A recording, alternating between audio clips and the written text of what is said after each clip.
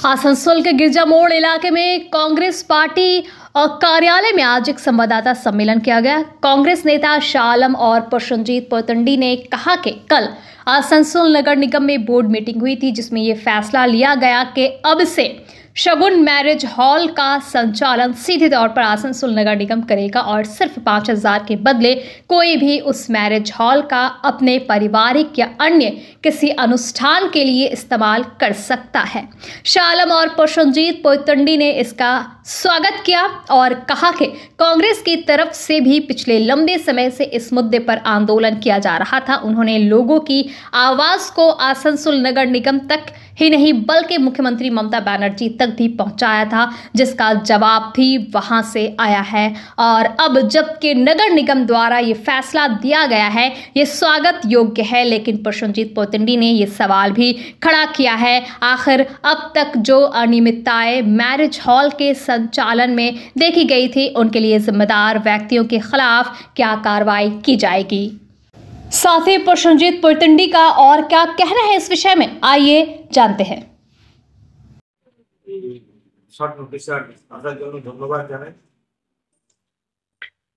আমরা আজকে বিশেষত সাংবাদিক বন্ধুদেরকে ডাকার কারণ হচ্ছে দুটো বিষয়। প্রথম হচ্ছে, আপনারা জানেন যে গতকালকে আসানসোল মিউনিসিপ্যাল কর্পোরেশনে প্রথাগতভাবে বোর্ড মিটিং হয়েছে। সেই বোর্ড মিটিং এর বিষয়ে কয়েকটি সিদ্ধান্ত এসেছে।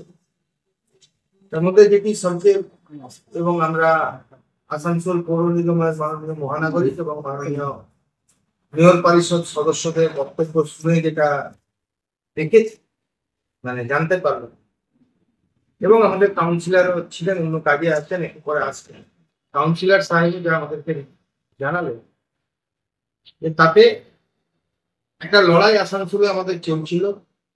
আমরা যেটা দীর্ঘদিন ধরে কর্পোরেশনের দাবি করেছিলাম যে মনমোহন সিংজি গ্রিন প্রজেক্ট, যে গরিব কমিউনিটির জন্য এলাকায় এলাকায় কমিউনিটি হল তৈরি করে গরিবদেরকে তাদের পারিবারিক অনুষ্ঠানে দেওয়া যাবে। আমরা এই নিয়ে আরটিআই করি। আসানসোল মিউনিসিপ্যাল কর্পোরেশনের আন্ডারে চলা কমিউনিটি হলগুলো থেকে দুর্নীতি হচ্ছে, লুট হচ্ছে, কাউন্সিলররা টাকা লুট। সেই মতো প্রথমে টেন্ডার ডাকে, টেন্ডারের পরে টেন্ডার ক্যান্সেল হয়, আবার আমরা ডেপুটেশন দেওয়ার পর টেন্ডার হয়। তার মধ্যে যারা যারা টেন্ডারে পেয়েছিল তাদেরকে হ্যান্ড ওভার করার একটা প্রক্রিয়া শুরু হয়। হঠাৎ করে 23 নম্বর ওয়ার্ডে শগুন কমিটি হলেন কাউন্সিলর সামনে দাঁড়িয়ে মেয়র সাহেবের অর্ডারের বিরোধিতা করে অনেক রকম কথা, অনেক রকম ঘটনা আপনারা দেখেছেন। আমি তারপরে থানাও গেছিলাম, যার বিরুদ্ধে এফআইআর হয়েছিল, কিন্তু পুলিশ দেখলাম আসানসোলে নপুংসক বললে কম হবে। পুলিশের ক্ষমতা হোক না, আসানসোলের মেয়রের করা এফআইআর এর বিরুদ্ধে কোনো পদক্ষেপ আমরাও বলে এসেছিলাম, কিন্তু তারা করেনি।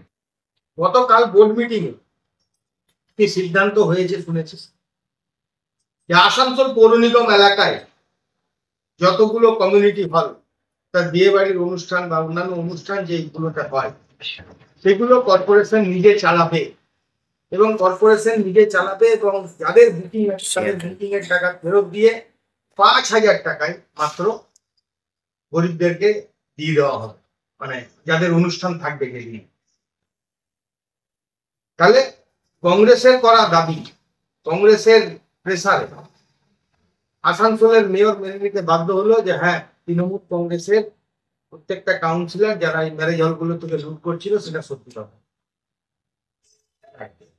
এই বিষয়ে আমি নিজে আমাদের আরটিআই এর পর এবং ডেপুটেশন দেওয়ার পর আমরা সিএম ভারতে অর্থাৎ চিফ মিনিস্টার অফিসেও আমরা কমপ্লেন এবং হিসেবে তথ্য যে আরটিআই পেয়েছিলাম সেই তথ্য আমরা জানাবার জন্য সিএম ম্যাডামকে আমরা জানিয়েছিলাম। সেই মতো আমাদের কাছে চিঠি আছে এবং এটা গতকালকে কর্পোরেশনেও এসেছে এবং সেখানে ইকো সাহেবকে অর্ডার দেওয়া হয়েছে, যা হিসেব আছে শুনেছি আমরা, হিসেব পাঠানো। যদি সেই মতো হিসেব না যায় আমরা এরপরে আইনি পদক্ষেপে যাব।